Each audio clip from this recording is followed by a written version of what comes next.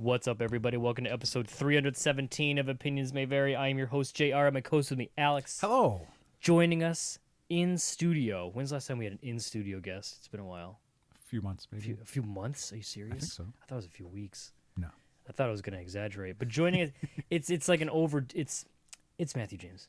Hey, are you telling me that we were one episode off of me being on the 316th episode? Is that what you're telling me? This is episode 317? Yeah. And your wrestling guest is what off? Yeah. From Austin 316? And even then, like, we weren't really on time with our usual product because, well, like, all our episodes came out on time. Yeah.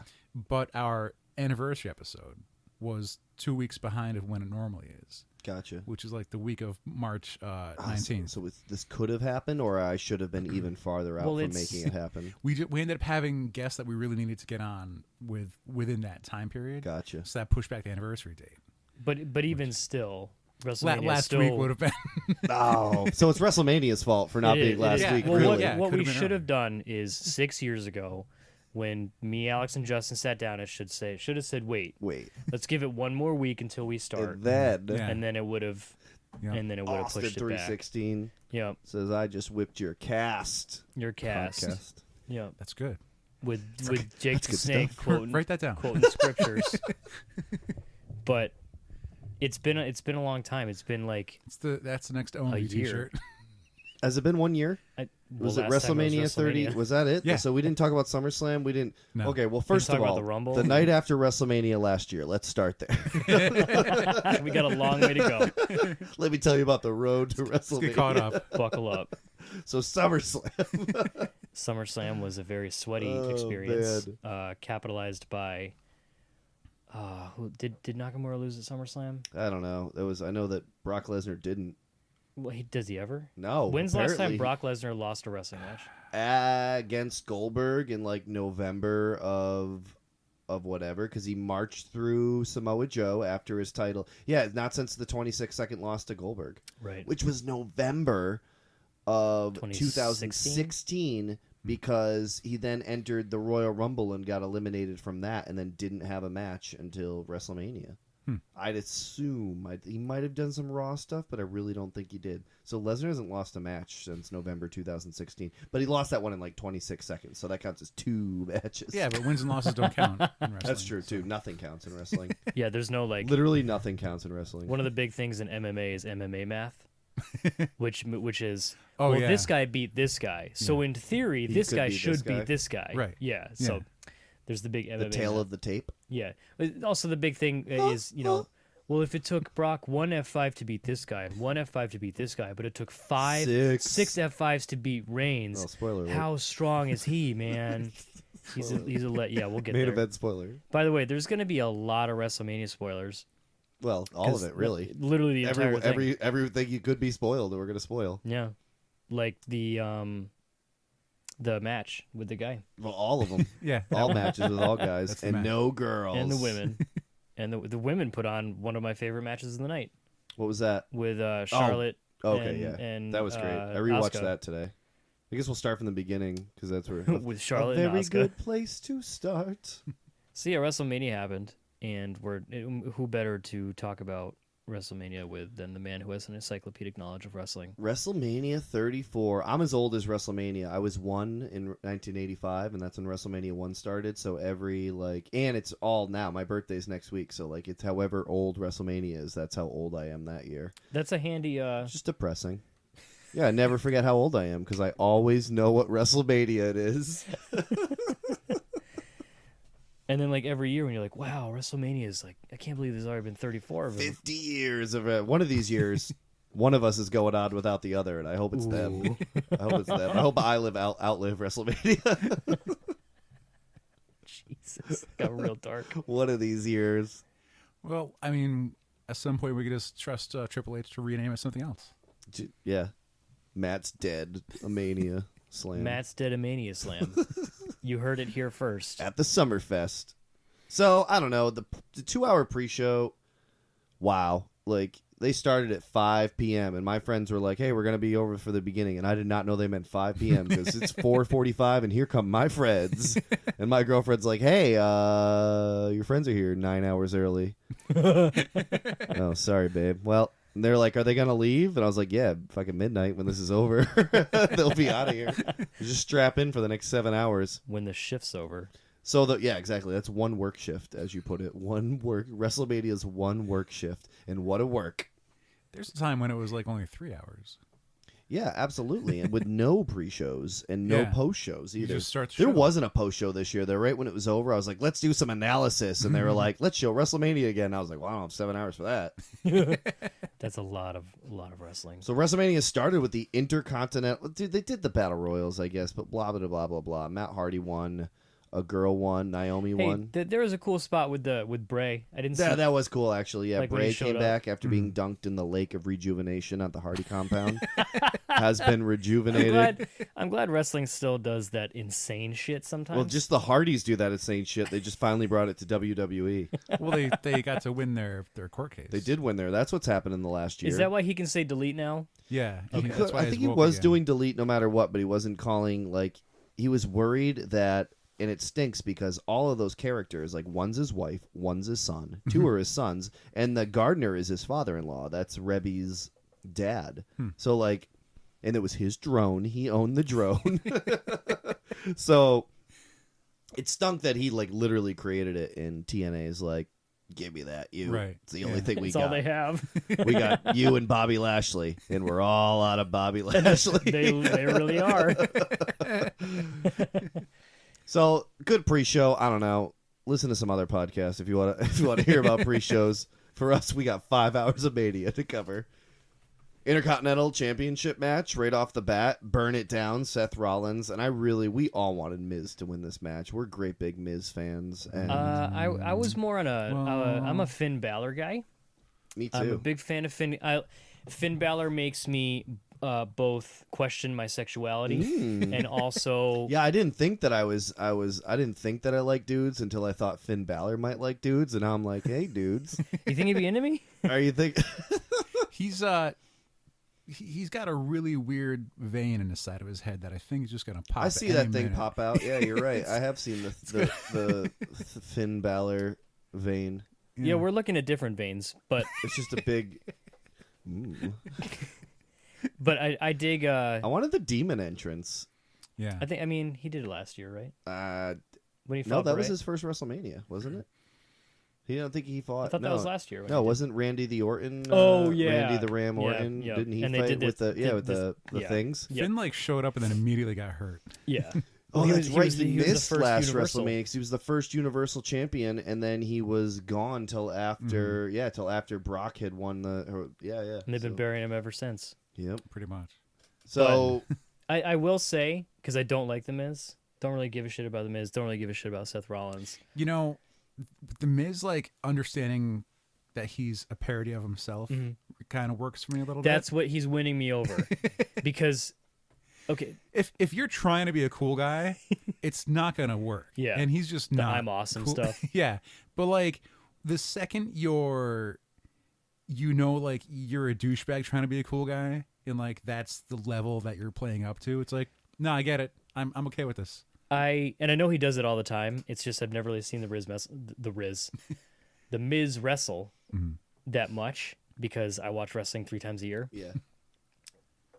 When he came out and he does that stupid point, I was like, yo, that point is badass. Like, that's a great point. He's got the all jokes aside, he's got the stupid jacket on. Like, he's got the shades and stuff, looks like an idiot, and he does that point. I'm like, I'm kind of in the Miz right now. The Miz, you guys, am I right? Did you see when he was punking on Dan O'Brien? Yeah. How long ago was that? That was close to a ago? year ago. No, Year ago? Yeah, I don't know. It was when he was on. Is that when he went off a little on over O'Brien? a year ago, but he did a couple more of those, which is why I really thought Daniel's first match back was going to be against the Miz. Yeah, like I really, but it just happened so quickly. With it, just like him coming back, just happened so quickly. So, good match. Ends with a curb stomp. Seth Rollins, your new Intercontinental Champion. They called him a Grand Slam champion, I believe. Oh, I'm after so excited that, to talk about this. Well, we'll wait till the second Grand Slam champion shows up before we fucking get into that whole charade. Wasn't the curb stomp illegal? So yeah, they just left for like 2 years, and then he was just like, nah. He brought it back stomp. to the Rumble, right? They don't call it the curb stomp. What do they call it? Like the head stomp? I don't know. Head stomp. I can't remember. Better. But well, I'd rather something. It's weird to say it's an original move, but I'd rather have him do that than another person doing a pedigree. Yeah, than the pedigree. Yeah, fuck that. Which was, I thought it was cool because I always liked the move. I thought it was a devastating move, and then I heard the rumor was Vince thought of like baby Steph and baby Shane wrestling and doing the curb stomp to each other. And it's like, well, don't backyard wrestle if you don't know how to work. Don't wrestle, kids. These kids should learn to have a hand. You know what I mean? We'll I got DDT'd once when I was a kid, and my tooth went right into my lip, man. Oh man. Yep. And never again. Mm-hmm. It was Take awful. that, Jake the Snake. I don't know what they're calling it anymore, but I liked the match. It was fast paced, good match. I don't know what else to say about it. Triple threats aren't normally my thing because it usually involves one dude dumped out of the ring for a little bit and then it's just a normal match. But that's what really any multiple man match is. So when they're done right, I really like them because like they can be more exciting than the regular 2-man match. What was long time ago, like I don't know. So in the winter after I had my kidney out, which is when I was 25. So at some point between like 25, 26 years old, which was 12 years ago, let's say, there was a Ring of Honor in Hartford. And I went to that. You've told, And like those dudes, there was a triple threat match, and like watching these three guys just do 12 reversals to each other. I do like, especially if you get some chain wrestling, a little spot monkey stuff in. I bet you all three of those guys are famous, and we know who they are now. You just can't remember who they were. They're definitely three famous wrestlers that we're probably talking about right now in this thing. Yep. Who was on that card that you remember? That Daniel Bryan was there. Yeah, of course he was. Was Punk on it, or was Joe on it? Samoa Joe was there, but he couldn't wrestle. Like he hurt his knee or something. So he talked on the mic a bit, and I realized Colt Cabana is one of my favorites.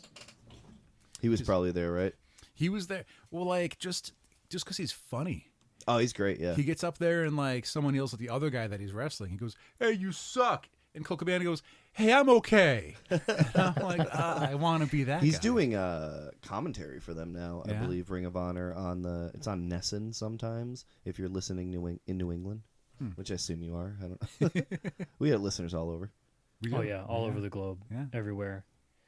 It was a good match, though. Yeah, I like it. Seth It was Rollins good way to White Walker get it going. Aesthetic going on. on. Oh, that's right. Forgot about the entrance. Yeah, he looked like the White Walker, and he's a King Slayer. So they're just ripping full off Game of Thrones everything. Finn had the rainbow logo on his jacket, which was super rad. And then when he come out with there's a just group a of people, slew of. I'm not sure if they were from a specific organization. If they're just like, hey, get this jacket on. Well, he wasn't the only one. One of the women wrestlers.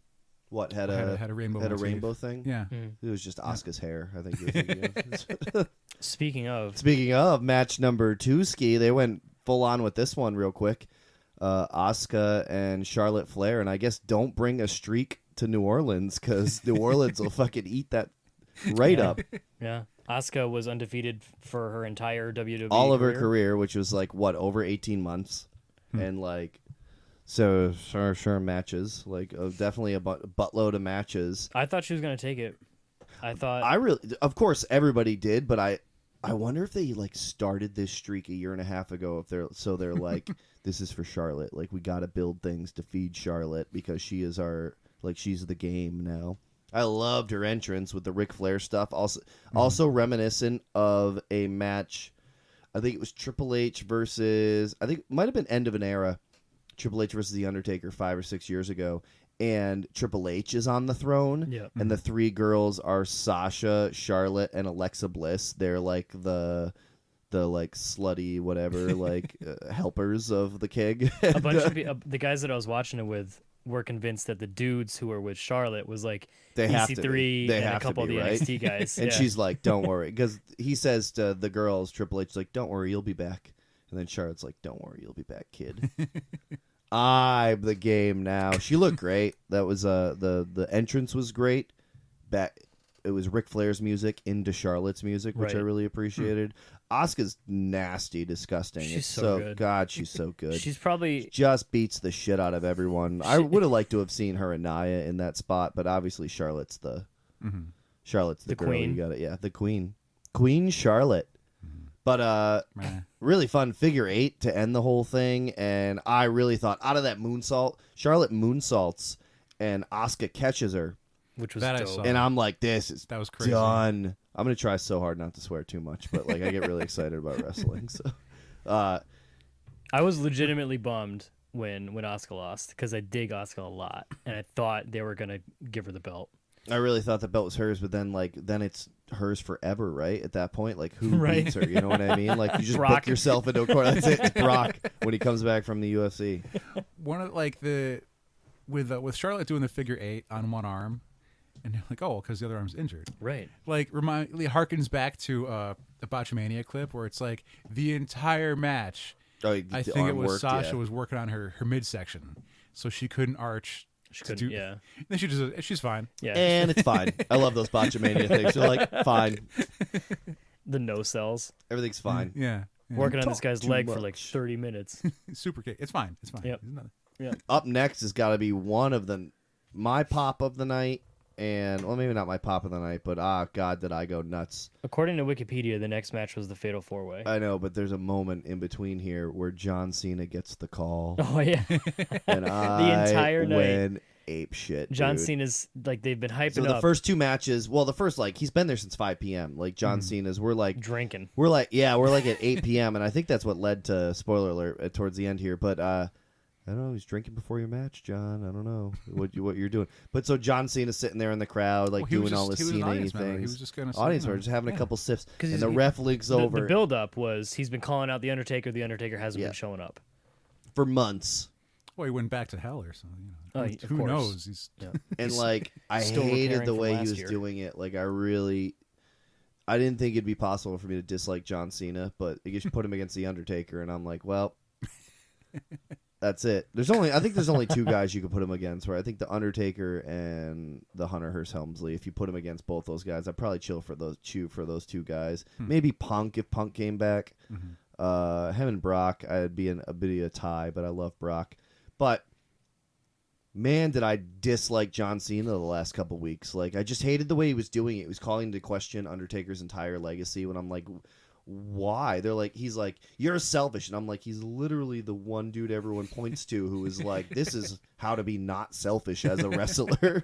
Like, job to like put everyone over, made everyone look like $1 million.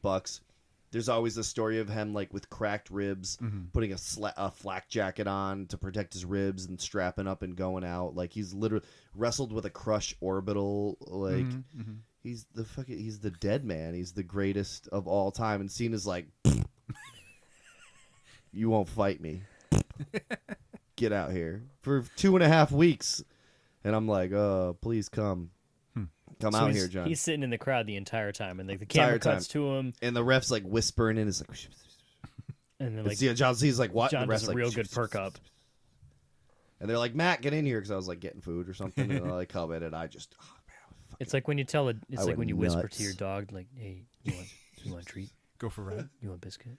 Go for so John Cena in the middle of Asuka and Charlotte like doing their celebration, like hops the barrier and does the John Charlotte's Cena like halfway up the ramp, and Cena like hauls ass past her. It's I feel like maybe the ref. I feel like maybe the ref rushed the spot or something. Security like just they could have waited. Go over the barrier like that too. And then Asuka's like just smiling, watching Cena go, and I'm like, Asuka, you just lost the biggest match of your life. She's like, but John, Undertaker, here we go. She's just happy to be there. She was very happy to be here. I hate when wrestlers smile. Like Ronda, this whole time was like, I'm so happy to be here. We'll get into that later. What was next? I'm sorry. Jinder, Randy, and Glorious, right? Rusev and Glorious, yeah.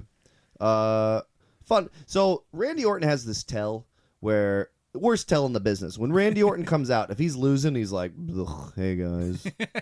But if he comes out, he's like, I'm the man. He's just always that way to me, though. Yeah, but that's because he usually loses.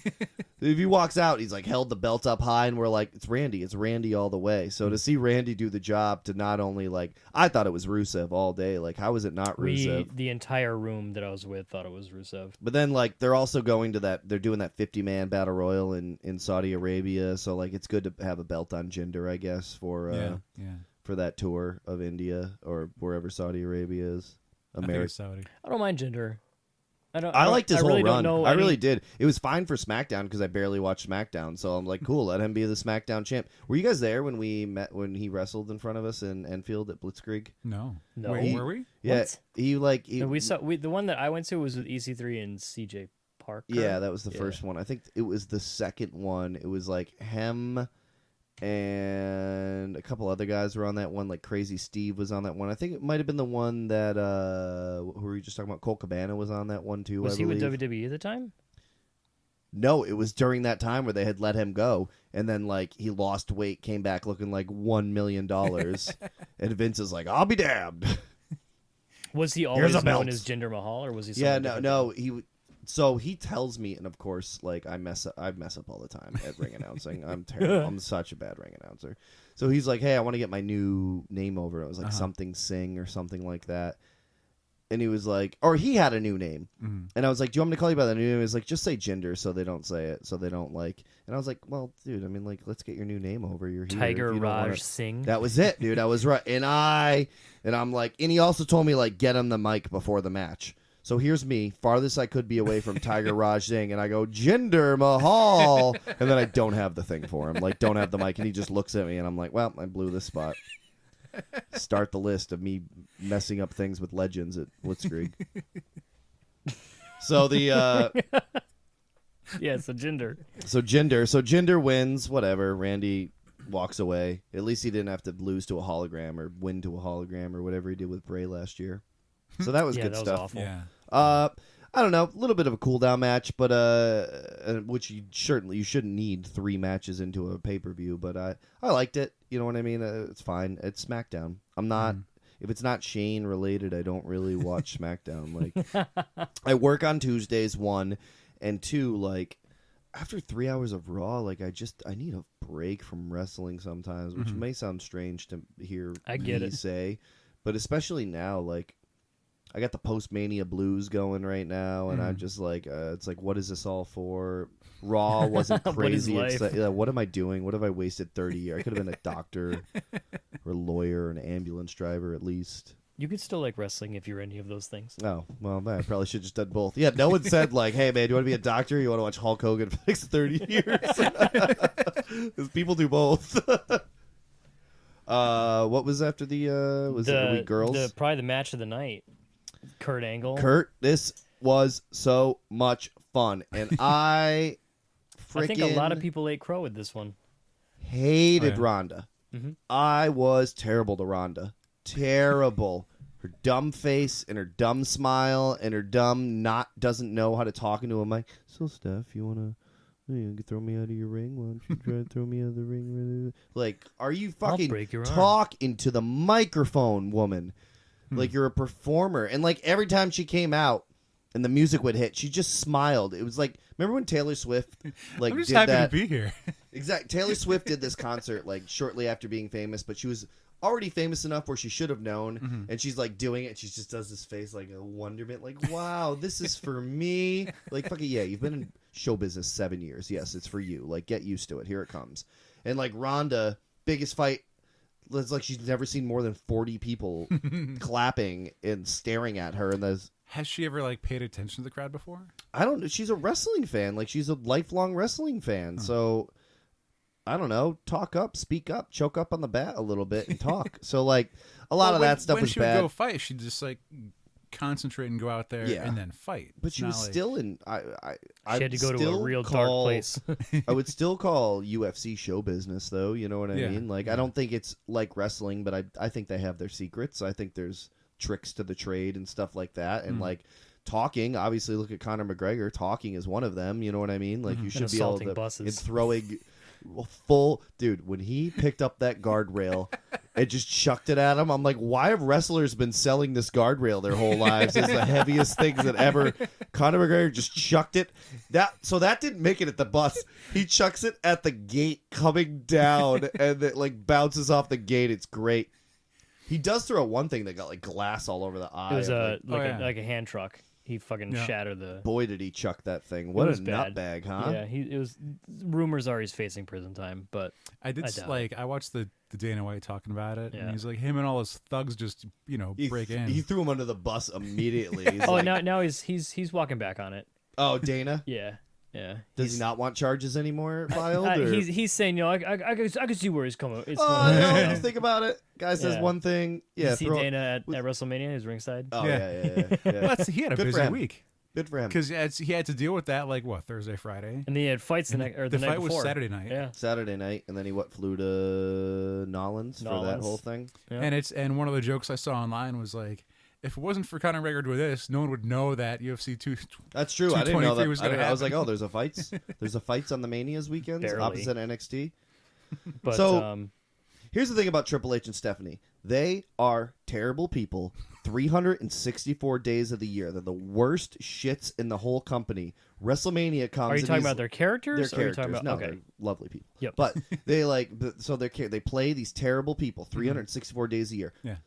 F you, I hate that. Like, you fans don't know what's best for business. business. He's gonna fire so many people, dude. And then comes WrestleMania entrance time, and every year, coolest entrance ever. Like, how am I supposed to hate you when you and your banging wife come down on these tripod motorcycles, whatever they're called? She got her own with a whole motorcycle this slew. year. She got her own. They had a fleet, if you will, of motorcycles coming down. That's when I knew American Badass wasn't coming either. I was like, well, we're not doing the motorcycle thing twice. A lot of people thought because of that we were going to get it. The double swerve. Drive around the ring. Like, they looked awesome. She looks like $1 million. He looks like $2 million with his shaved head and his beautiful beard. It's a nice beard. Yeah, it is. That's a great beard. He looks great. He looks better than I really think he looked as a fat, chubby 2004 superstar. Like, God, he's awesome. I can't wait for more. I tried to get Sexy Jesus to have $1,000 bet with me that Triple H will have a match at WrestleMania 50, and like, he's so far no, he's not in for this 16-year bet with me for 16 years away for $1,000.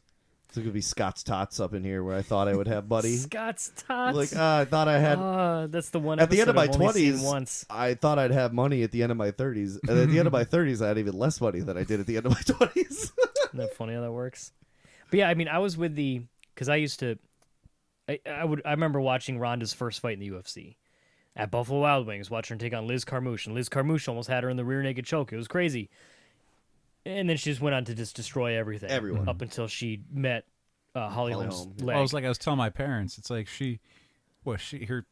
how many fights? She had a total ring time of like 4 minutes. Oh yeah, the first person to ever go outside the first round with her was with, I think, Misha Tate, and like, she's just destroying everyone, like, in a amazing fashion.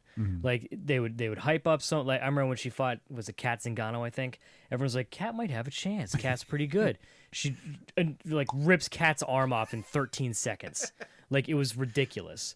And then everyone knows what happened with Holly and her foot, and then again with Amanda Nunes and her fists. Oh, she lost again after Holly Holm? Yeah. I didn't realize that. Yeah, she got her head knocked off by Amanda Nunes. Oof. Just destroyed. Then she wanted to kill herself.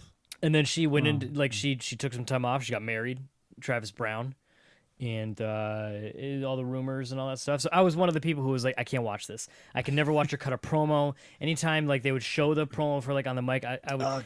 It makes me do this face. I can't. I fucking hated her. I hated her on the run up to this thing, and then like. So then Kurt Angle's music hits, and he looks great. Like, he just can't move his neck a little bit. It's just he moves stiff. Like Batman, whatever. Like, he does. That's the best way to put it. He can't look left or right, but you don't have to look left or right when you're full steam ahead. So he comes out and does that. She looks great. I wanted to hate her. She comes out dressed like Rowdy Piper with a kilt or skirt, whatever you call it. There was a big collective groan.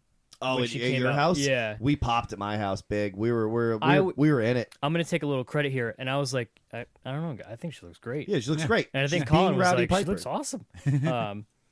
But my brother read her book and was telling me that like was good friends with Roddy Piper. Yeah, they had a good relationship. And then after he passed, the son they kept up. And then the son sent... That's Rowdy's jacket. That's actually Piper's jacket that she debuted at the Royal Rumble with. when she pointed the sign. She pointed the sign. And then she pointed the sign. And then she pointed the sign. You know what would be great if last night on Raw, they just had the next year sign up. They're like, you. But it starts really small. Like in far away. That was the thing about that Mania sign. Every time they'd cut to it, I'd be like, did they move it up 8 feet? That thing looks way bigger than it did a minute ago. One thing I want to take a quick cut because I think you might know people in the business. At Rumble, was the sign supposed to explode like it normally does? What, pyro? Yeah. No, they don't do it anymore. They just kept pointing to it and pointing to it and pointing to it. I was like, that was one of Randy Orton's things. He was pointing to it in the ring. Yeah. And like the ref had to come in and be like, get on the rope. And then like he like stepped up on the rope and then like all the pyro went off. He's like, what? He yells at the ref. He's like, what do you want from me? I just like, and he's like over there. He's like, oh, okay, my bad. But that was back when they had pyro. Like there's no pyro now. There's like literally zero pyro. They did a couple propane blasts the other day.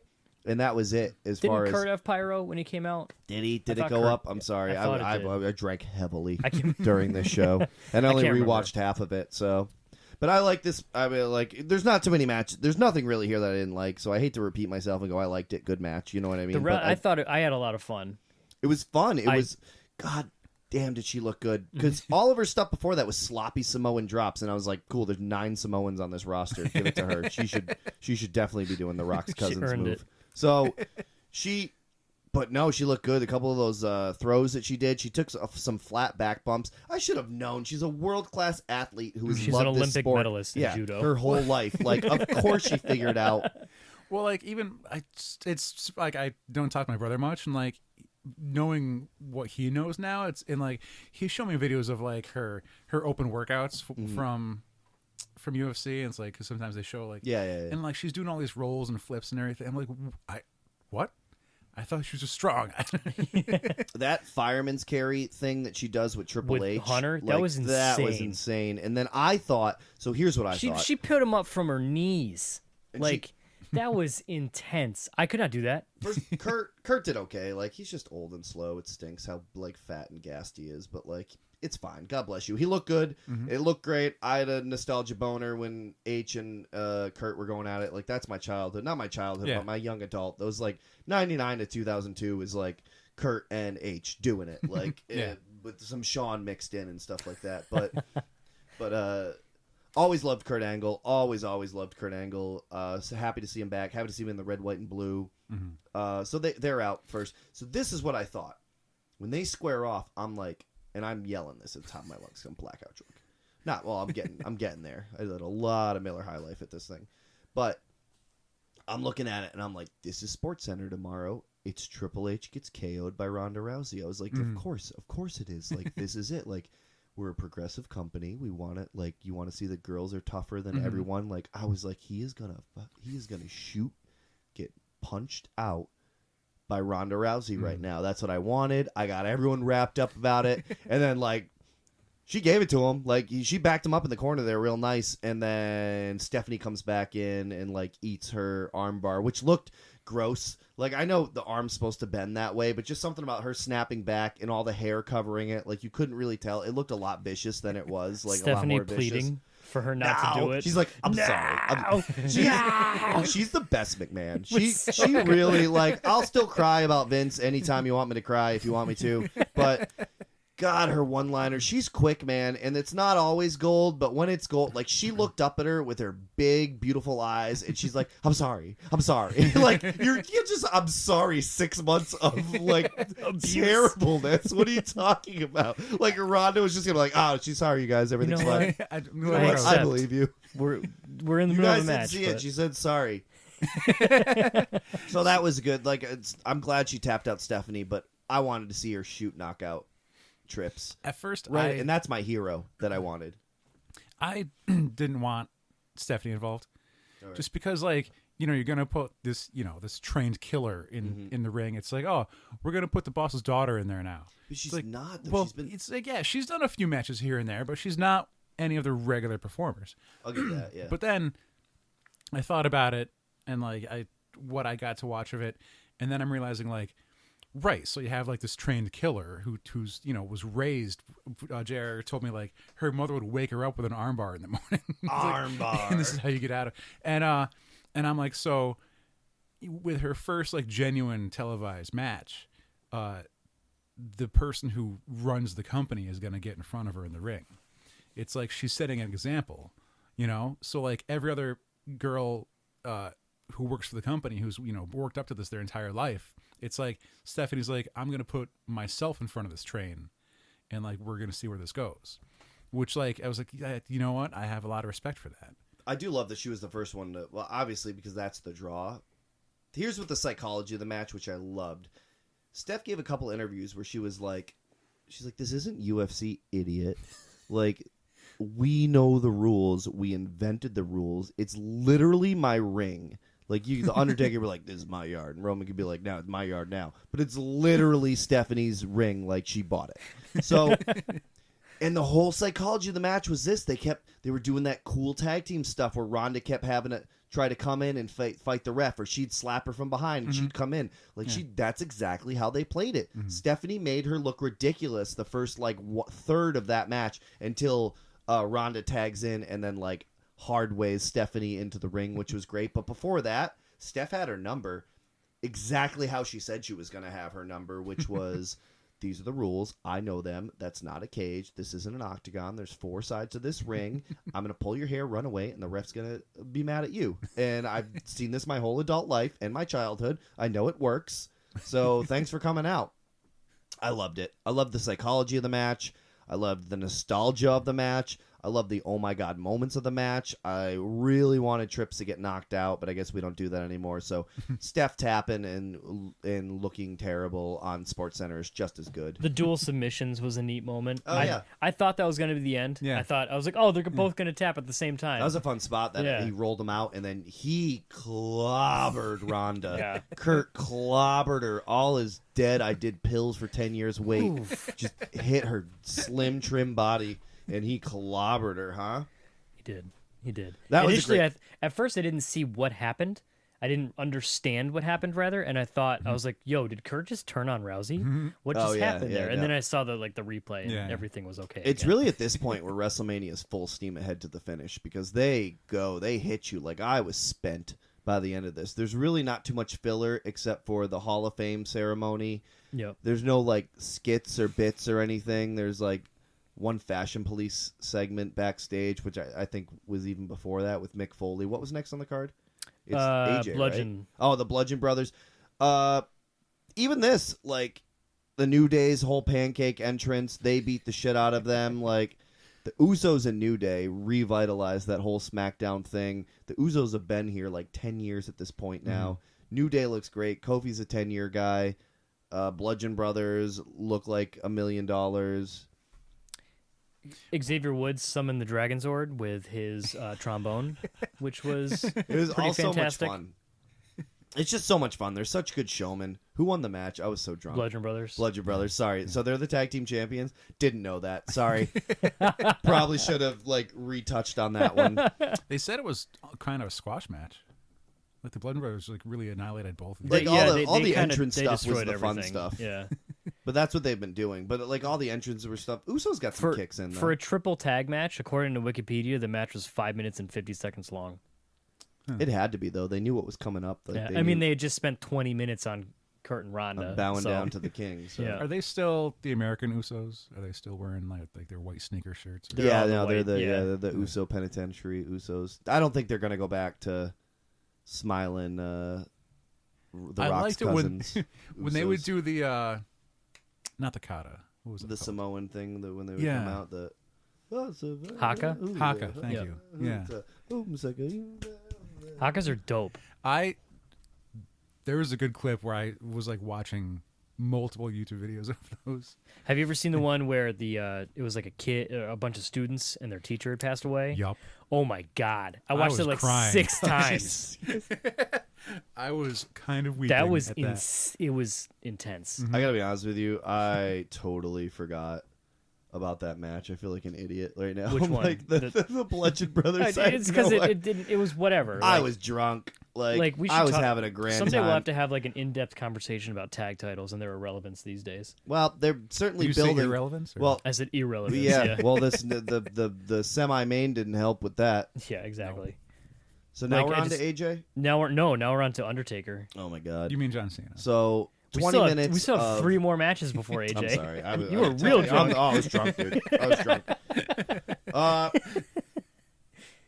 So we have a thing. The Undertaker always turns out the lights in my house when he comes out. So like, I don't know how he does it. I love your use of props. So all the lights went out. Imagine my surprise when it's Elias. Yeah. I love the John Cena stuff when they said so John Cena's out first, and I'm like, let's fucking go. Like, let's go. John Cena comes out. Everyone's telling him he sucks, which I wish they didn't do that. I don't like that. He doesn't suck, but in this instance, I guess he did because he was been talking a lot of shit. And you'd think it would be only like one wrestler at a time, because still with Kurt Angle's "You Suck." Yeah, John Cena sucks. I love that they sing that one. John Cena sucks. I'm a big fan of John Cena because John Cena was the reason I stopped watching wrestling back in the day. And I say this, I think every time you're on, but I'm a big fan of John Cena now just because of the stuff that he does outside of the ring and how he seems like such a nice guy. Oh yeah, and it's hard to hate a guy for 15 years, like. Right? and like the video of all the people who like he's impacted, like. Yeah. Surprising him, almost cried. I came real. I think my eyes were watering. I'm pretty sure because like he went on Howard Stern, and he was so honest. I didn't expect that. I loved hearing him swear on Howard Stern too. I was like, oh, he's a potty mouth just like me. I was really planning on him like trying to be like the super Boy Scout. No. He's got a good sense of humor. Yeah, dude, he's just a drunk bro from Springfield College. Like, of course, he's from Lowell, Mass. He's from West Newbury, Massachusetts. West Newbury. But yeah, so West Newbury Comics. So John Cena comes out expecting the Undertaker, and he's kind of left stranded alone in the ring, and then fucking Elias. Why?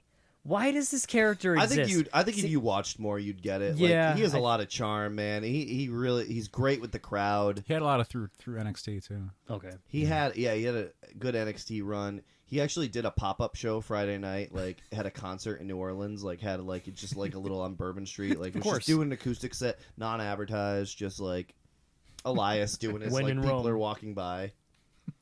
See, Elias cut like you think it's the Taker, although everyone was saying, or not everyone. There was one tweet that I saw that I refer to as everyone. When Taker finally does come out, spoilers. When Taker finally does come out and makes the whole walk, the entrance is long, twice as long as the actual match itself. Yeah. If it had actually been Dolph Ziggler the entire time, like everyone would have just laughed until they literally died. The thing last year, the entrance is long, but Take showed up like halfway through it. Not this year. He's like, I'm making the long walk down. And boy, does he, because I like shotgun 2 beers while the time Taker was still like had time to like sit down and cry, and like the match still hadn't started yet. But boy, did they look great standing across the ring from each other. It looks like candy to me. It just looked like candy. It looked fan like, service. Just oh god, it was so good. Didn't they say he like the hat and gloves were in the ring? Forgot about that. So the hat and gloves, which are the final shot of WrestleMania 33, are now back in the ring. Like lights come back on, yeah, and they're on the Taker's head. Well, then that was another reason why people thought it was going to be American Badass. 1 was Kid Rock going in the Hall of Fame, and 2 was like he's done with that. The Undertaker's dead. Like, if you want to call out Mark, then that's there was American a lot Badass. of things pointing to Road, whatever his name is. What? The motorcycle Undertaker version. American Badass. Oh, yeah, that one. I almost called him the Road Dog. Yep. Biker a lot of guys like to put Road Dog, Undertaker, tomato. I liked it. I know it was short. Really, what was it? What was the time on that According match? to Wikipedia, 2 minutes and 45 seconds. Okay, but it was like a 40-minute segment, though. So it was like real I did long. not feel robbed of any. Cena took the big bumps, like did the there was job. a real funny when he was going for the 5-knuckle shuffle. Undertaker sits up on him and he like slides back to the ropes. It was a really neat. He saw him definitely, and then like that was a great sell. The only guy that could see him, the Undertaker. It's because he jumped back. Yeah, he sold a look back. He sold a look back, which was great. It was great. Yeah, I thought Taker looked great. Like you could talk all the shit you want, but he did a couple steps onto the ropes. He went like 2 steps. He did fine. His old school was good. Yeah. So it was good enough. Like the only time I'm looking forward to rewatching that match. I should have rewatched it before we analyzed it. But Matt, Jesus Christ, didn't do my homework. Have many wrestlers countered old school? Because I've seen Steve Austin do it once. Yeah, and he was careful about it. Most good heels will do it. Okay. Most good heels will and a couple like Jeff Hardy did it when he faced him as like a face, and Undertaker was the heel. Yeah, 6-1. You know what I mean? Okay. But certainly haven't seen it in a while. I don't know if he did old school last year. I was drunk last year too for the Undertaker match, but I don't think he did. I thought he looked good. He looked like he put a little weight on, which Roman I don't probably mind. couldn't handle it is the problem. That's true too. I think it was a better match. It was It was a lot quicker than last year. They didn't have as much pressure on him. It wasn't the main event. The pay-per-view hadn't been sold around it. You know what I mean? Yeah. Even though Brock and Goldberg last year was a pretty big sell on it, but like it was especially when you realized they were going up last with Jim Ross on commentary and me crying in the fetal position in the corner. Like they had a lot of pressure on them. This year I felt like it was fun. They got to have a good fun time. It sold some pay-per-views, you know what I mean? Like people were tuned in to see the will he won't or won't he, and if he won't, who is it going to be? Because I thought it was going to be Goldberg. If Taker was no, I thought it was going to be Cena was going to be like, well, I guess I don't know what's next for me or who's next or what, and then Goldberg's music would hit.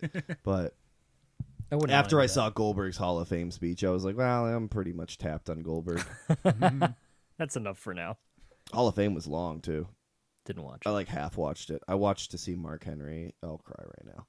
Mark Henry in the middle of his speech, like just stops. He's telling some Owen stories, and like then he just stops and like asks the camera to zoom in, and he's like, Martha, who is Owen's widow, he's like, this isn't from the company.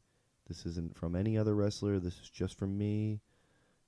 It's time for this to end, and Owen's got to be here with us in the Hall of Fame. And I'm just what's the deal with that? His widow's mad that they murdered him, so she doesn't want him to be in their Hall of Fame. Right. So, which I guess is a pretty good gripe. Right. But next year will be 20 years.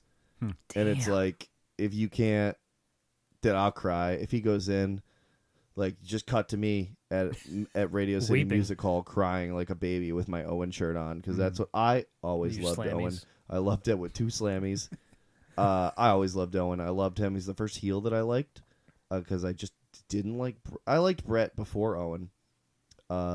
That's why I hated Owen. I loved Brett Hart. Did you love Brett? That's I great. loved and I don't know what did it. And like, I was a kid, so wrestling was real to me. But it was real to me too, so I don't understand. Like, I was a well-adjusted kid. I don't know why. And I was the older brother. Like, it was all younger brother stuff. Like, I was the bully. You know what I mean? Like, my little brother should have loved Owen, but he liked Brett. Owen had a lot of, I felt like, innovative moves that I hadn't seen other wrestlers do. He was the high flyer, which by today's standards, like, he's not really a high flyer by today's standards, but I randomly on YouTube watched a match with him and British Bulldog.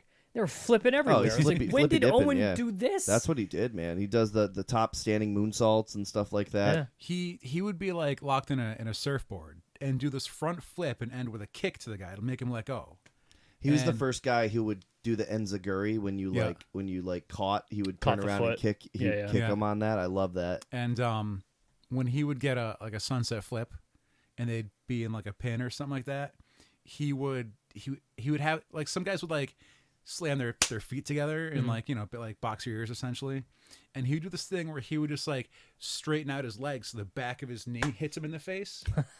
And he was the only person I ever seen do that. And he was innovative, man. I was like, that's a great move. Loved Owen. And cried then, cried now. I'll cry anytime we bring him up. It sucks.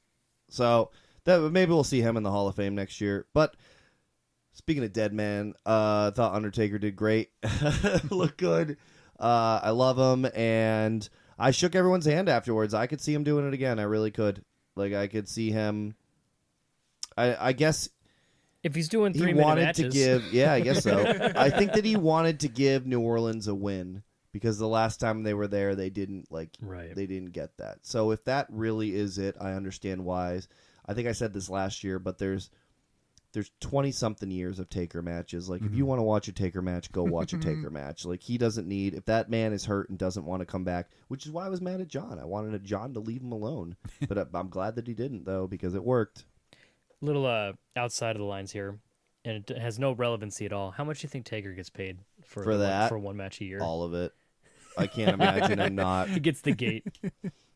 I don't know. Because whatever he wants. The thing is that he's so selfless.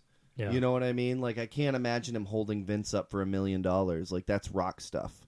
Like, that's what The Rock would do, or not. That's like what Brock would do. Like, Ultimate Warrior, and then get fired the next day. Yeah, exactly. He's the Tom Brady, even though Cena's Brady in all, but like, and I am Beyonce always, but Cena's Brady. Taker's Brady in that, like, he'll do it for less money as long as the product is good and you can pay the younger guys. You know what I mean? By now, he should just own a percentage of the company. I'm sure he has stock options. Like, I can't imagine him not owning. He did it for 25 years. Like, he debuted in 1990. Aside from being a living human being, I don't think I've done anything for 25 No, years. that's it. Nothing. Nothing. I didn't even grow hair that long. My hair's falling out. Suck at everything. I watched wrestling. That's what I did for 25 years. I watched The Undertaker. That's the only thing I've done for 25 years is watch The Undertaker do his job for 25 years. After that, we had the match that made some people uncomfortable, and myself included. Because we had Daniel Bryan and Shane McMahon taking on Kevin Owens and Sami Zayn in a you're fired match of sorts. In a you're hired match. Yep. With Kevin Owens and Sami Zayn, my criticism, and I was kind of shot down a little bit with the group that I was with. I was like, they're just doing the same bit that him and Jericho did last year. Oh my God, we're such good friends. I love being friends. We're like the odd couple. We're such good friends. We're buddies. You guys seen the clip of Martin and Nelson from The Simpsons? Team Discovery Channel. We're like they'd be walking along and like Martin's like, "You're my new best friend." Yeah. Hark to the tale of Nelson and the boy he loves so dear. And Nelson's like, "Yeah," and like swats at him. They remained the best of friends for years and years and years. And it's like that's Kevin Owens and Sami Zayn. That's true. Yeah. Well, they're really. I mean, they're brothers. Like, they're friends for years. Like, they came up together. I imagine he's the godfather of Owen. Who Kevin Owens' son's name is Owen. His real name's Steen, right?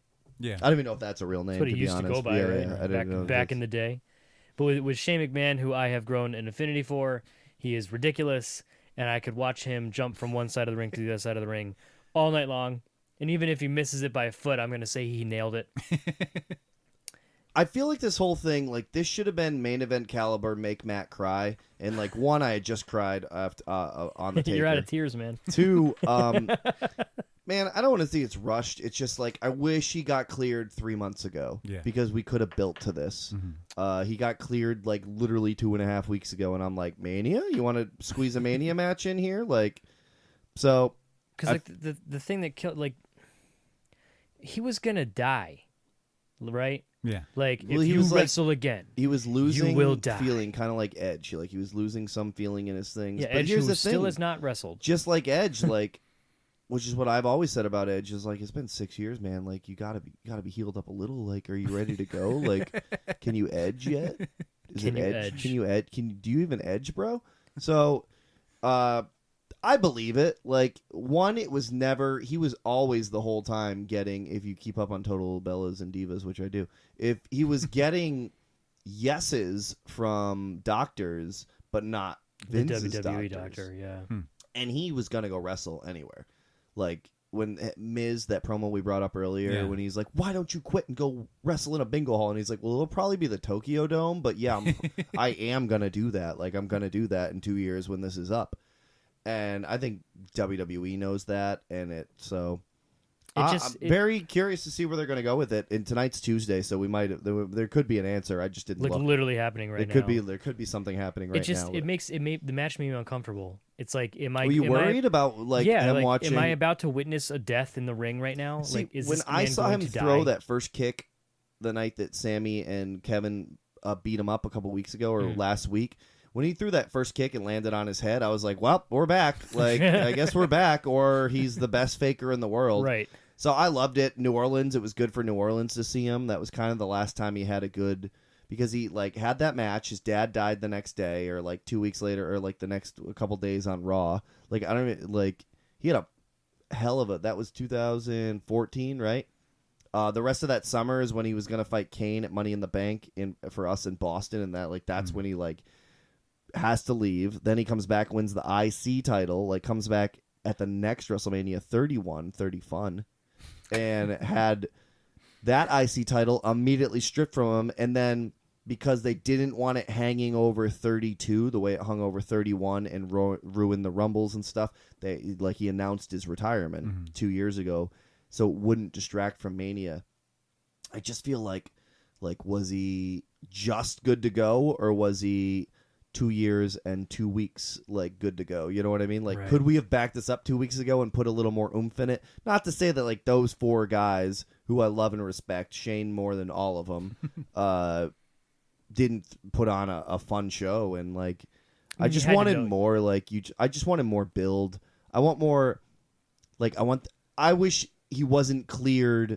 I wish it didn't break on RollingStone.com or whoever broke it that day. You know what I mean? Like, I wish he got the shit kicked out of him and came back against their orders storyline mode. You know what I mean? Well, that's more what I would have liked to have seen. But I don't care how they got there. They got there, and I loved it. Like, Shane looked great.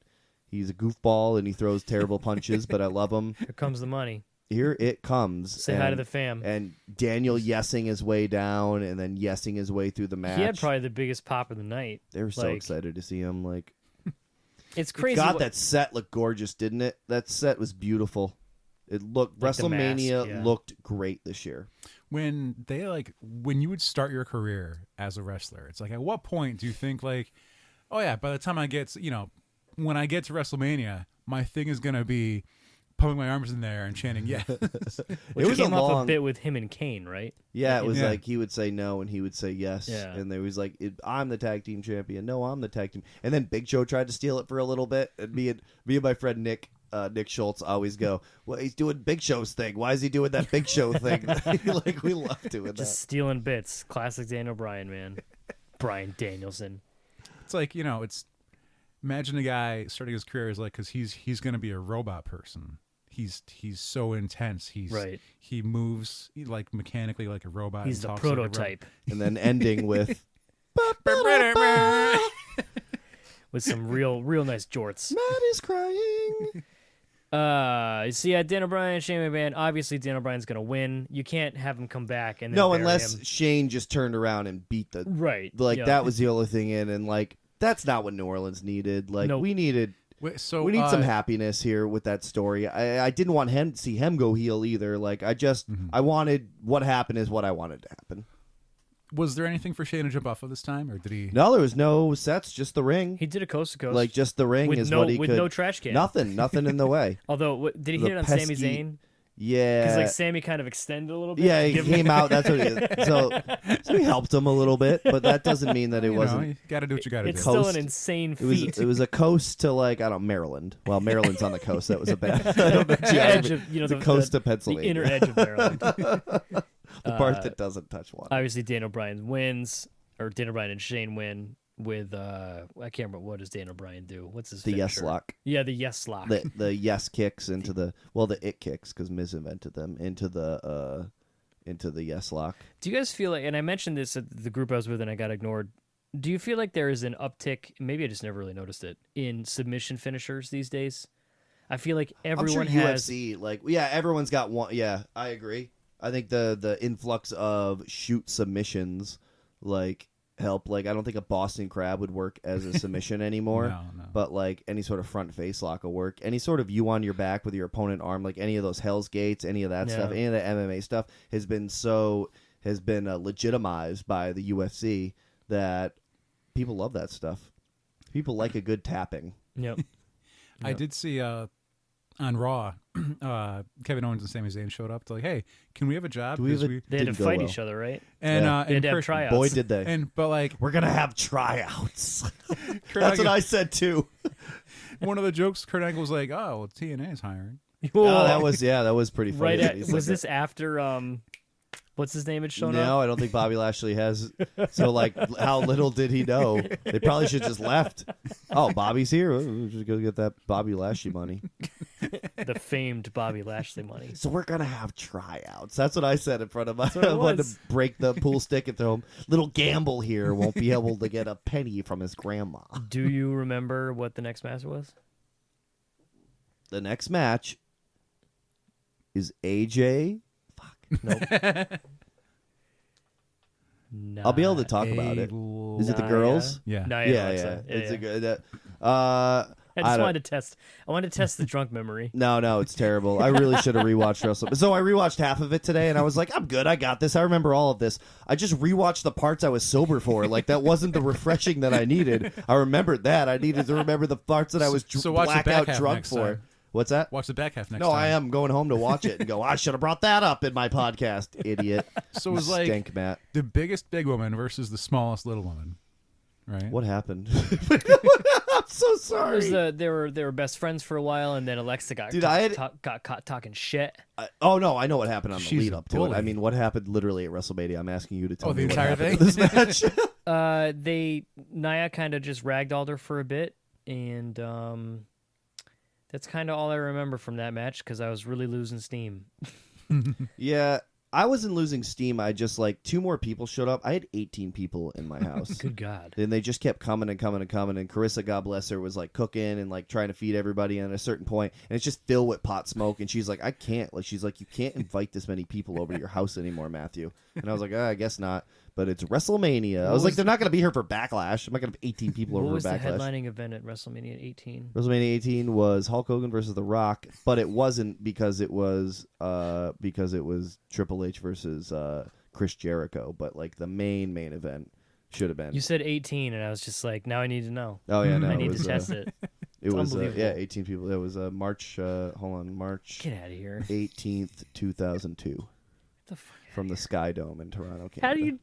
You're lying. No. You're lying. All right, let's I'm do looking it up right now. Wait. There's that when we had... March 18th, 2002, Sky Dome, Toronto, when we Canada. had Leary on, he was saying... WrestleMania 18. He was saying, I was like, it's tough to trust Matt. Because I say things with such confidence, but I'm really pretty sure it's March 18th, 2002 from March the Sky... 17th. Oh, it was literally on St. Patrick's Day? I suck. In the Sky Dome in Toronto, Canada. Sorry, everybody. Stink. The sponsor? Snickers? Hold Close. on. March 2002. WrestleMania. Is it Castrol GTX? No, Snickers. You're close to Snickers. M&M's. Getting closer. Reese's. Further. I lost it.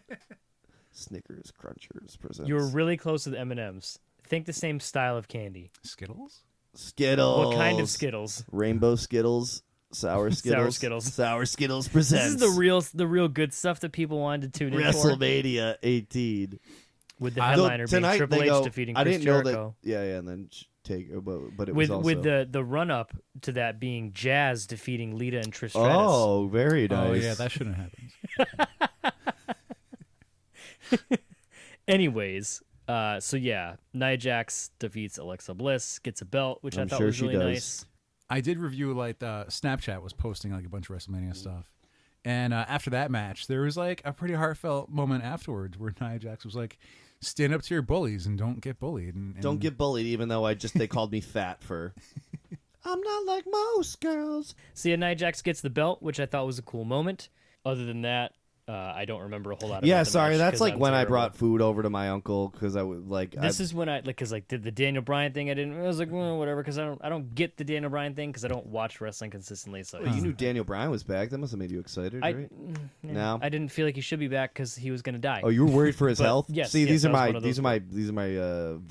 Warriors and Vikings. I don't care. If you're gonna go out there and do it, let's do it. Part of me wishes Alexa kept the strap, but I'm also happy that Nia got it. She's great. Alexa's so good. I don't know how anyone's going to take a belt from Nia now, but and then the one we thought was 4 matches ago. Yeah, so when I was like, wow, they really chummed along, like full steam ahead, I was wrong. I just blacked out for 3 matches. Yeah. Whoops. AJ Styles going up against Nakamura in a rematch of their Wrestle New Kingdom, Japan Wrestle Kingdom match, which I actually watched the night before WrestleMania. Really? We watched it right before WrestleMania when Nick and my cousin showed up like way too early for my girlfriend. They were like, let's watch Wrestle Kingdom. And I was like, just whatever. Chris is cooking. Leave her alone. Because I have trouble. I struggle with Nakamura. Because I want my matches to be up-tempo. I want my guys to be constantly beating the shit out of each other. And Nakamura slows it down.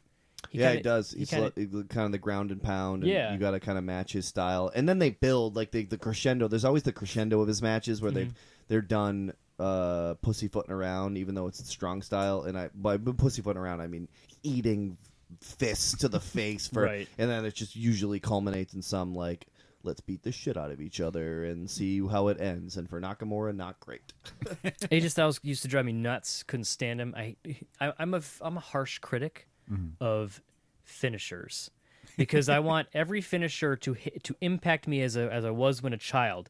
When watching Brett Hart put someone in a sharpshooter or watching Stone Cold nail the stunner. I can watch him any day of the week. Who are you stunning today? Linda McMahon? Nothing Rad. beat Diesel's powerbomb. Jackknife powerbomb. I mean, like when you hit a finisher, oh my God, he's dead. Loved it. And I cannot stand most finishers these days. There's always something very indie-rific about the Styles Clash, and mostly because he like did it on the indies, and I've been watching him do it in TNA since 2002 or 3 when they started. It did always seem like this is something you would never see in WWE. Yeah. I'll give you that. It was not a WWE finish. I just hate that move. I do love the forearm though, and I didn't realize how much of a flyer he was like back in the day, quote unquote. Like I went to watch a couple of his old matches like recently. I do a lot of clicking on YouTube, and it normally winds up in old wrestling videos. Yeah, that's where a lot of my stuff takes me to. I was like, yo, short-haired AJ Styles with the trunks. He fucking flew. If I don't end up on wrestling, I end up on the hydraulic press channel. Hydraulic, yeah. Or Beyond the Press. Welcome. Welcome to Beyond the Press. It's so funny to see those two get money. Like you could tell they're getting paid now. In the first videos, like she looks terrible. He's an unshaven slob, and now they're getting like good money. So like she looks a little better and like lost a little weight, and he's like doing better in life, and like his teeth look good. They have a ton of subs. They get tons of views. They did I remember they did a spot for Logan when that came out. When they tried to crush adamantium claws. Yeah. Don't they? They have like 3 channels now too. I can't remember. There's hydraulic press. There's Beyond the Press where like usually they'll blow something Beyond up. the Press. And my girlfriend will just be like, "What are you watching?" Like stuff get blown up. Now we will try to roll up Frozen Lake. What the fuck? What the fuck? Fucking Yakov Smirnov. So yeah, Styles and Nakamura with their amazing. They beat the shit out of each other, huh? Oh yeah, they did. It was a long match too. It was over 20 minutes long. It was long, which is why I was like so, like when it came time for the tag team thing. Oh yeah, I was checked out. Actually, literally checked out because I went home. So they sucked us in. Like I was like, is it going to be Hogan? Is it going to be Big Show? We're moving on from Styles and Nakamura. I guess I don't know. Like they beat the shit out of each other, and they beat AJ the shit out of each other, and Nakamura had a good heel turn. Yeah, they got him good afterwards, which I like because they can now do the same feud like backwards now, cursing at him in like Japanese, beating the shit. Like it got like once the booze started coming out, I was like, okay, isn't that incredible though? How fast. Like you can just flip it. Well, that's like I've explained that to a friend of mine. I'm sorry if I told this before. When I would talk about Fright Fest and haunting, and it's like when you're scaring people, you have that job to elicit something from them. And it's like, so I would be a mad scientist, and I'd make people sing lullaby to turn the monster off. And this guy was like, training to be a pro wrestler, and he's like, people would start singing lullabies, and I go, yeah. And he's like, how'd you do that? I was like, I just tell them to do it. Yes. And it's like, when I explain to other people, it's like, it's not just people fighting. It's like, you have this much time to convince them to cheer you or boo you. And then the entire time you're in the ring, you want to make them cheer or gasp or be quiet or freak out or cry. And like, this is your job. And the fact that like Nakamura, like within minutes, made the entire arena start booing him is a testament. Like, either it's writing or it's his own skill. Oh, it's all his years as a midway monster for Six Flags. That's what it was. Back. The Trail of Terror. You're so mad at losing that you... And it being October and you're getting paid $6 an hour and you just want to go home. He's the king of scare style. So yeah, that was a. And I admit I didn't watch a lot of that match just because it was long, and I was checking out. I was back also, in. I was on Twitter a lot. When they get like a really rough match like that, and then they're told like, oh, by the way, you have to go do this again tomorrow. Yeah, that the Raw after Mania is always crazy. I'm like, they just beat the shit out. Or even the Raw after a pay-per-view. Where you're like, you had a Hell in a Cell last night. Now you're going to get 2 out of 3 falls. Like like a table ladders and chairs match. It's like, oh yeah, because you can't go to a regular match after doing a gimmick match the night before. So like, you have to do something. You can't just be like, now wrestle all holds barred, falls count in the ring. What? In the ring? Then we go to the tag, which you guys are gonna have to fill me in on it because I read up on it on Twitter a little bit. Like, here's the thing, like Braun Strowman it was has a mystery. such a great angle running into it. There was a tag team battle royal to see who would face the Bar, Sheamus and Cesaro at WrestleMania, and then right before the bell rings, Strowman hits and he's like, "Ring the bell, this is happening," and throws everyone out. He's going to face the tag team champions. He was going to do it with his twin brother, Braun Strowman, but I guess people caught on to that. So he's like, I'll just pick it at WrestleMania. Stunk. Braun and Braun, Stunk. I got it. Yeah, I got no, that it was reference. cool. I was like, he looks exactly like him. I don't know, man. Like, I get it. I guess I get it. Like, I really try to smile through my teeth at a lot of this shit, but I fucking hated it. So Braun picks Nicholas. Nicholas, an 8-year-old rando from the crowd. 10-year-old rando, 4th grade, right? 10-year-old rando It's not from really the crowd. a rando, though. Yeah, and it turns out he's just a plant anyway. It's Jack Cones or John. What was the ref's name? John Cone. John Cones, who's like a good ref. Okay, Dad, I guess. But like, he's just. I hated it. It wasn't even a rando. Like, at least Santino Marella was like a rando from the crowd, even though he's a plant. I'm just saying, like, it was like they stuck with it. I hated it. I had heard. I hated it. When I first showed up to Zach's house, Zach Sharps, of course, who was on a couple weeks ago, I asked him, I was like, "Yo, what's the rumors this year? Last year it was the Hardy Boys might show up, and lo and behold, the Hardy Boys showed up. What have they done since? And then They broke. Exactly. They're broken. And then one of the one of the people there, this guy Matt, was like, "Oh, it's everyone's thinking that Rey Mysterio is going to show up as the mystery tag partner." Which something, man, little or Big Show or anyone, man, anyone, even somebody that I already saw tonight. I don't care. Or Elias, let Elias do it. Like a rando from like it literally took. I was like, ugh. I hated it. And, like, I didn't know the main was next. So, like, well, I did know, but kind of in my drunken stupor. So, like, I really let it suck the wind out of me. I started getting hungover, like, during WrestleMania because I'd been drinking 7 hours. And it was only, according to Wikipedia, a 4-minute match. It felt like 40. So that means the 2 tag team title matches had a combined runtime of 9 minutes and 50 seconds. Bell to bell, right? Which is, according to Wikipedia, which, just to put it in perspective, the Kurt Angle match was twice as long as that. Kurt Angle and Rousey. Cedric Alexander and Mustafa Ali. On the pre-show, right? They went 12 minutes and 20 seconds. So their one match was longer than both tag matches. Just for maybe it's for just some the reference. placement of it. Because when was the first tag match after the Kurt? First tag match was after Kurt. Yeah, and so it's just like you need a cool down, I guess, but like not with the New Day. Yeah. Maybe it's just the placement of those. Well, yeah. things. Plus, it was late. It was hella late. I could not believe that someone told me it was midnight. I thought it was like 10:30 when Brock was getting ready to go on. I had no idea. I drank like we were doing shots and I was eating. So Braun, one guy beat both Cesaro, the tag team champions, and Sheamus. Mm-hmm. With the help of Nicholas. They didn't really help, did he? No. I don't know. I didn't see the match. No, it was just like he just stood on that. He stepped in the ring once, like for about 5 seconds. Did he? He just stood on the apron and was all. It was kind of like 10-year-old about smile. it. Yeah. So then next night we go to Raw, and they talked to Braun, and Nicholas was still there, and Braun is like, "Well, here you go, have him back." Yeah. And just hands like, the title. due to scheduling conflicts, I mean, he is still in the 4th grade. We have to relinquish these titles. Like, why didn't he just give Nicholas's away and start doing a gimmick where, like, you pick rando tag team partners or something? Like, It would have disrespected Nicholas. I hated it. I hated it. I don't get it. I know now it's like the titles are pretty much meaningless. Yeah, they're irrelevant. It stunk. The kid paid no dues on the indies, had 0 fucking matches. He just walked in and How long until Nicholas starts making guest appearances on the people indies? are making that joke. I don't want to make somebody else's joke, but like yeah, he was. I heard he's going to be at Rhode Island Comic Con signing autographs. He's gonna cancel. They've already announced him, but no, but they won't announce he's canceled until well after the show. Yeah. Well after you can't make paid $100.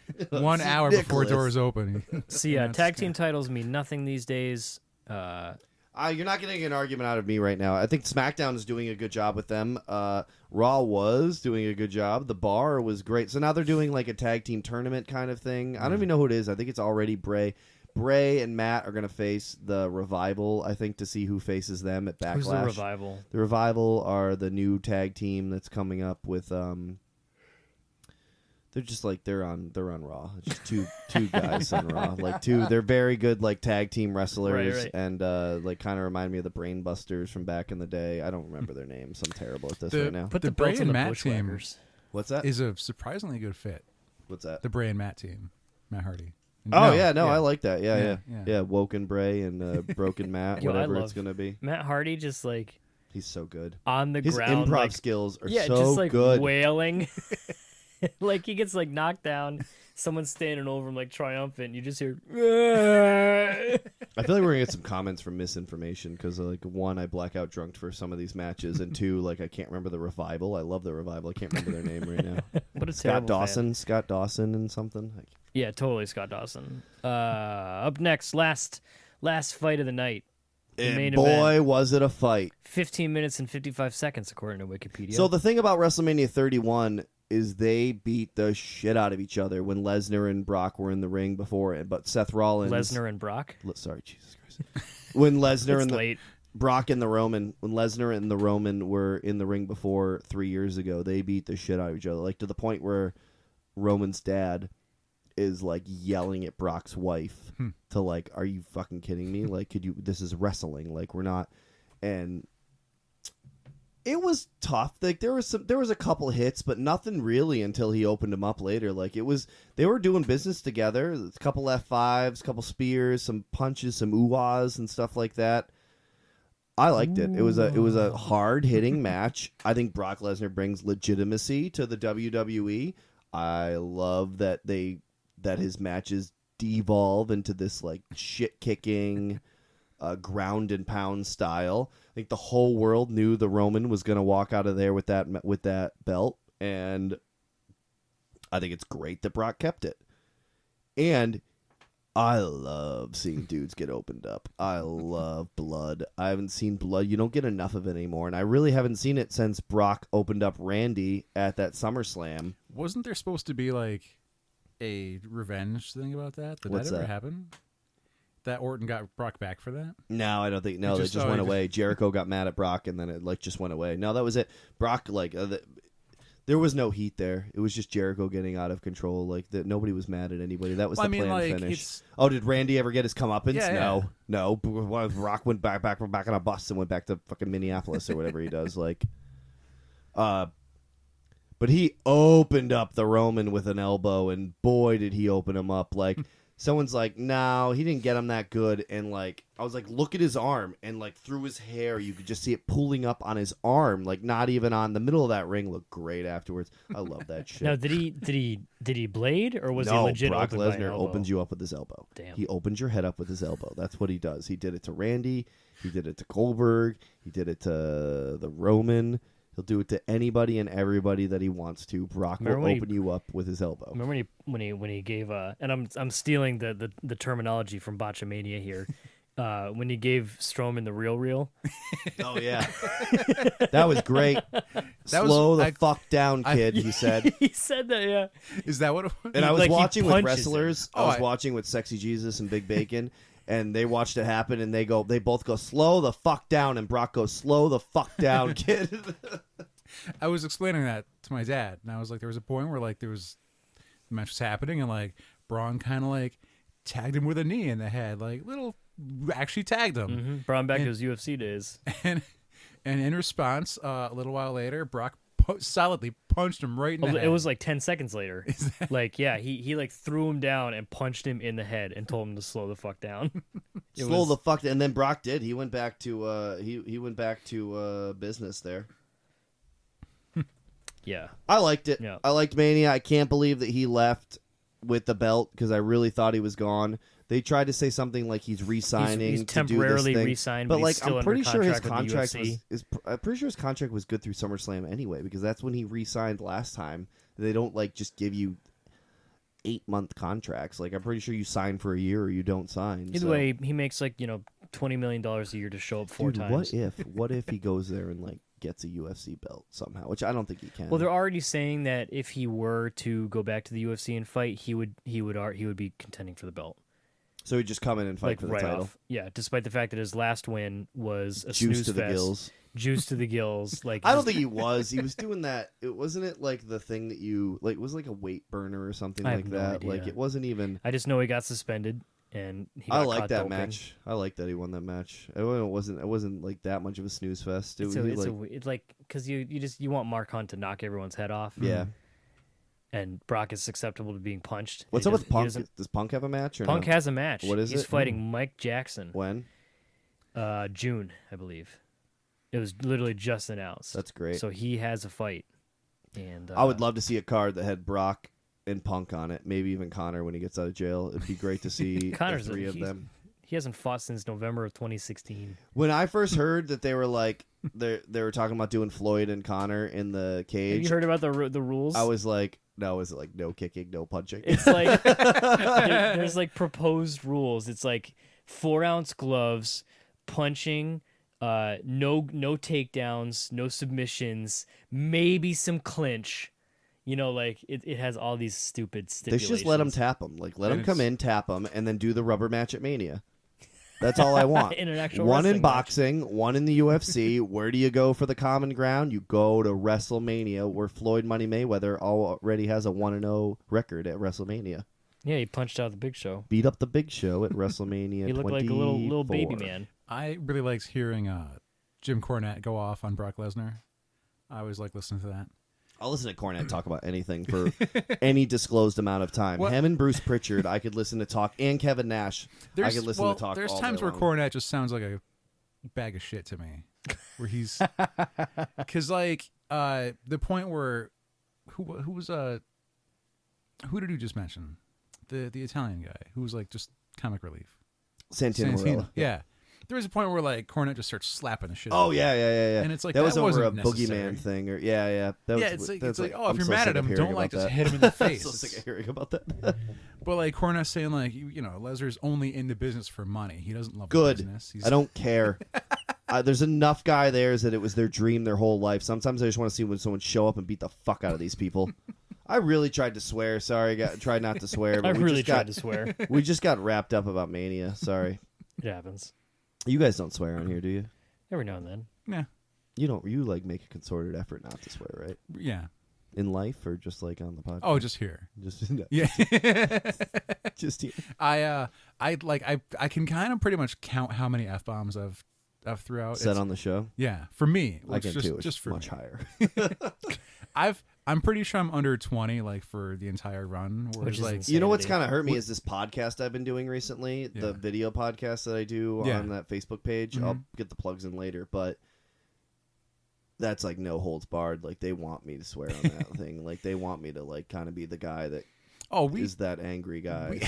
We know like when certain people come on, like when our friend Jess comes on, like she'll throw out 20 in the first 5 minutes, and like, but we understand it. But mine were to emphasize. I wasn't just swearing for no reason. I wanted you to obviously. know that My reasoning is just like that. if I have any friends that if anyone listens at work maybe out loud, I don't want to be the reason they get fired. I did find it, and I think this is probably fake, but it's been making the rounds on all the social proposed medias. rules. Yeah. Floyd Mayweather will fight Conor McGregor in the octagon with 4-ounce gloves, no shoes, which nobody wears shoes anymore. Yeah. 5-minute rounds, which is standard for a championship for headliners. main event.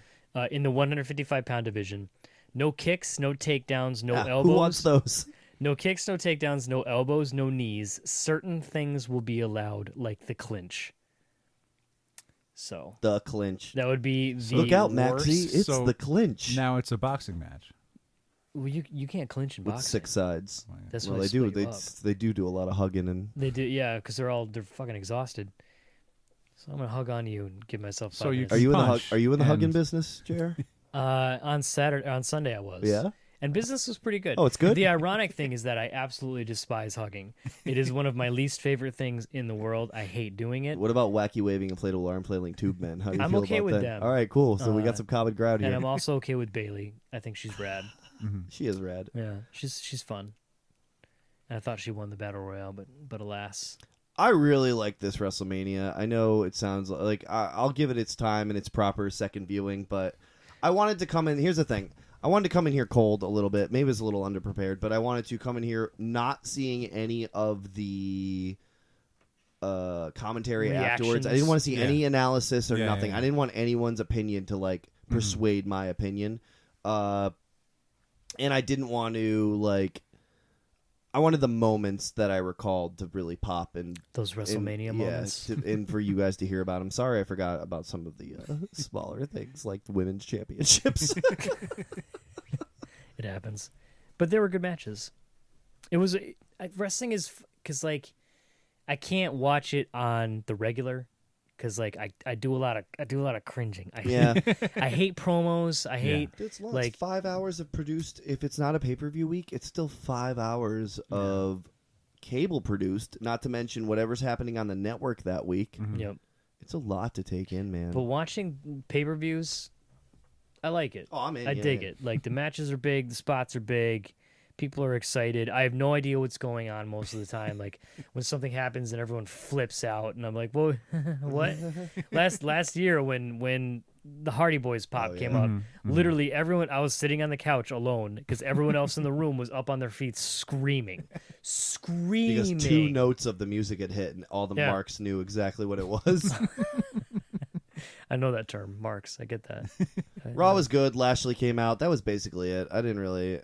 I did my wrestling trivia last night at the bar where we watched Raw, and it was good. Ronda messed up Steph. Again. I liked Mania. I liked it. Some people were talking shit. A lot of people called it the best ever. I think it fell somewhere nicely in the middle. It was a good little Mania. bit more towards great. Paige retired again. Paige did retire. She did. I went British there for a second. Dude, it's really late. She looks fucking terrible. Paige looks so terrible. She looks like she's been rode hard and put away wet. And there's video evidence. Wow. She's had a rough couple months with the whole career it's been ending. Longer than that, man. It's been a year and a half of her just making terrible decisions. She got kicked in the back. She got kicked in the back recently, though. She had problems before that, also. She's been the thing wrestling. is, I don't know anything about Paige aside from the fact that she got and kicked then divorced, and then well. the shit smacked out of her, and then she made her home viewing debut, movies, her internet debut. I'm sure the movie The Rock is producing is going to be great. I hope it has the same The ending. as the other promo one was I neat, watched. though. I did like that. Oh, that girl's hot too, huh? The Paige looking one. I just like The Rock going off on him, that was cool. The Rock does. Like The Rock does. It was like too bad he couldn't show up a and movie promote about his movie this Sunday. Rampage. They're making a movie about Paige. Yeah. And I guess the Rock. Have you seen the Rampage. promo? Oh my god. That's actually her. Wasn't that? I think that's her finishing move. Was called the Rampage. That makes sense. And boy, did he. And it's like Paige and some other guy who's also a wrestler or something like that. That's her brother. So Yeah, they just both and had they're tryouts. They're both at tryouts for and it's a scene from the movie. They're both at tryouts for WWE, and they bump into The Rock. Oh my god! And it's The Rock. It's Dwayne Johnson As himself. as himself. And they're like, "Oh yeah, we're big fans. Do you have any advice?" And he's like, "Oh, you want some advice?" He asks him, "What's your name?" And they start to say, "What's your name?" And he says, "It doesn't matter." And he goes into this 3-minute classic Rock triade Shined up real spewing nice, insults. Yeah, shining up real nice. Stick that somebody Looking sideways. like you haven't seen the sun in 23 years. He just obliterates him, and he's like, so obviously my advice is to I can't remember what he says, Like, win the so crowd. Or that's something how you like win a crowd over, Yeah. and they're like, yeah. and it's awesome. That girl's cute. Can I get some plugs in before we turn in for the night? And 3 of us head upstairs and tuck ourselves in. Of course. That's all. Western Mass Trivia Nights for all your trivia night needs. Come check me out on Facebook, Western Mass Trivia Nights. Blitzkrieg Pro, alive and well. I'll get that date up for you in a second. Blitzkrieg Pro. I thought you were just giving us the status of Blitzkrieg Pro. Alive and well. I'm doing a show every Friday night. I'm a member of the Night Show with Ryan Roberts, and that's live on the WPLR Facebook. Is that okay if I Sure. pop that? That's a video cast that I've been doing, a video podcast. It's a live nightly show at 5 p.m. on the WPLR. I have watched a few of those. Oh, thanks. I respect the video production that goes on. It looks really good in there. They good. did a really good job. Yeah, it's like that takes some work, and it shows. I dig it. I definitely like the whole Facebook Live kind of format, and it lets people know when you're going live and stuff like that. So I like that. Real quick, Blitzkrieg Pro, April 22nd. You guys are going to like this. At the Old Country Banquet Hall in Enfield, Connecticut. Bless the Rains down in Enfield is the name of that show. Bless the Rains down in Enfield, Connecticut. That's April 22nd. And there's something else coming up, but that hasn't been announced yet, so I won't announce it. Juventud and Super Crazy? Yes. Do they normally travel together? Or? I don't know. I don't know if they just got a sweet deal on the two of them, but that's going to be there. We had a great showing last time with Sabu. Sabu took on the best hair in pro wrestling, Jeremy Leary. And I'm pretty sure that whole gimmick started here on this show with us like putting over how great his hair was. Yeah. Well, I mean, his barber is my barber. Yeah, that's how it starts. Matthew James, check me out, Western Mass Trivia Nights. That was on the Night Show live with Ryan Roberts, is that Facebook page. Also 99.1 PLR.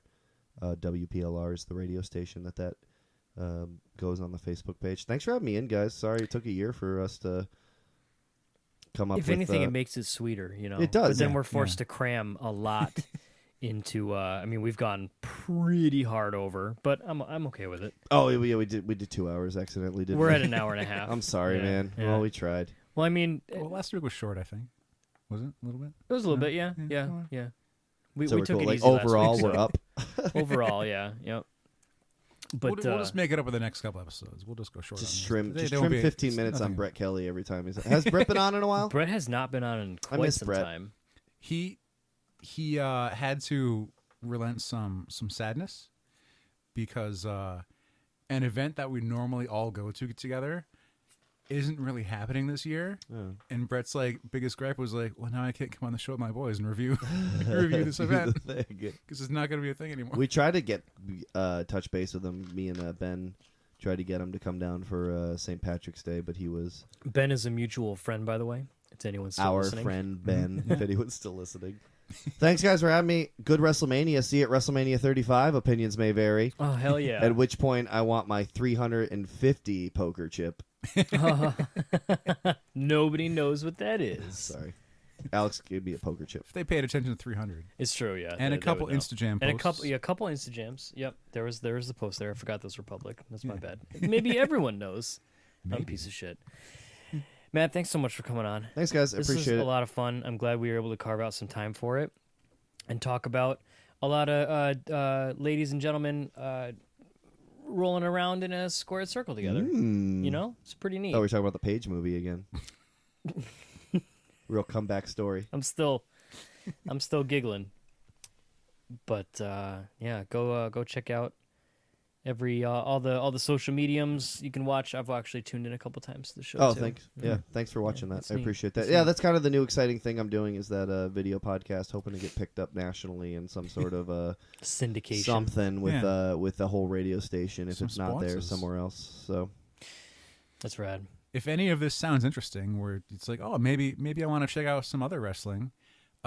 Check locally, support live events. Yeah, if you're listening not nearby. in the New England area, please check out your independent promotions or get them on Patreon or whatever the hell the kids are doing now. Yeah. Support locals, because without the indies, you never get those up and comers like my man Finn Balor. Yo, when Finn Balor gets up on the turnbuckle and he does the thing with the lights and oh man. How about when he gets up there and just jumps on a dude's sternum? That's his finishing move. I'm going to jump on his sternum now. That's another one that I hate if we're talking about critiquing finishers. We can't get too deep in this. Coup de grace, no thank you, man. No thank you. No. I was always surprised seeing the crowd go along with his entrance. It's because NXT trained him. That's what they do. They're there to train how to do entrances, and then we'll figure it out when we get to Raw. Eventually you'll learn how to wrestle. All right, Matt's officially taken the headphones off. We are done for the week. So until next time, I have been JR. I'm Alex. And I'm Matthew James. He couldn't even hear himself say it, and he sounded so good. And this has been episode 317. 16 and a half. Well, yeah. I'll give you that one. I'll give you that one. Of Opinions May Vary. That was a shit sign off. Of here's the show. Oh, God. Awful.